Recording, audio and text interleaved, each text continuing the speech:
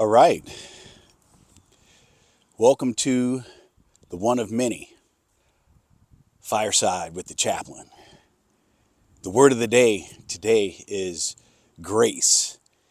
And I want to highlight the power of grace that renews us on a daily basis.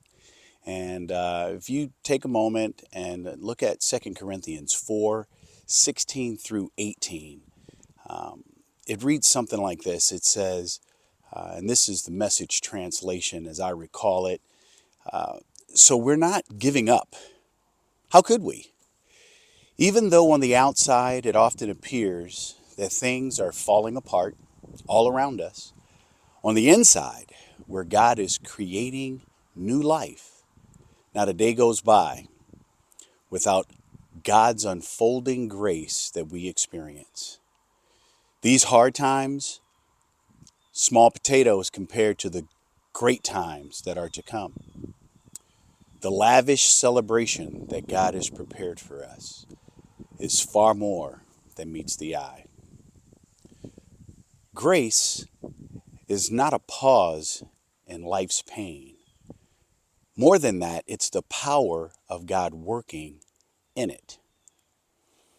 Grace is the undeserved, unearned, and unending favor of God that strengthens, renews, and sustains us, especially when life feels like it's unraveling right before our eyes.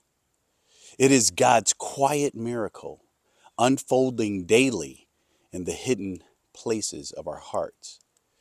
Now, as I think about that and I think about grace, I am in awe of the beauty of grace.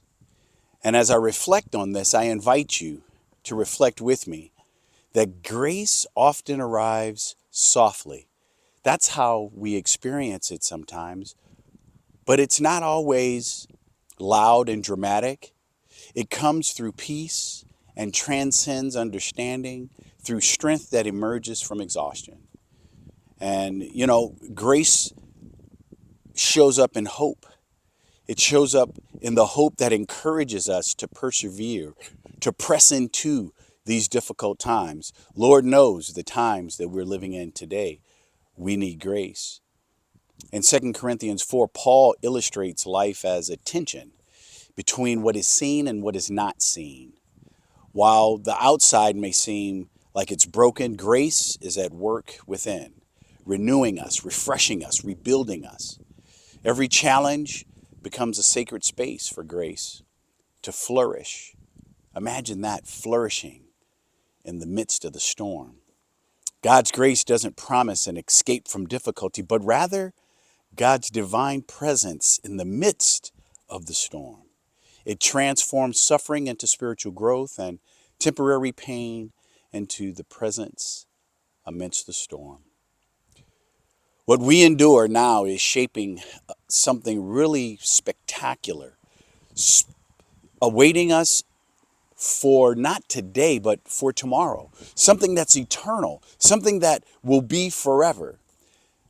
And as we rest in grace, we begin to see life through a different set of lenses.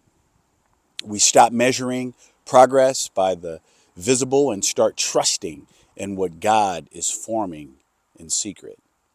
Grace reassures us, though the world may tremble, the soul is anchored and God remains secure.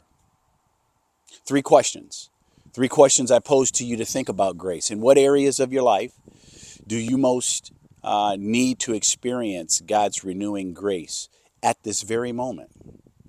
Number two, what does viewing your hardship or your discontent or your uneasiness through the lens of eternity change your perspective for the day?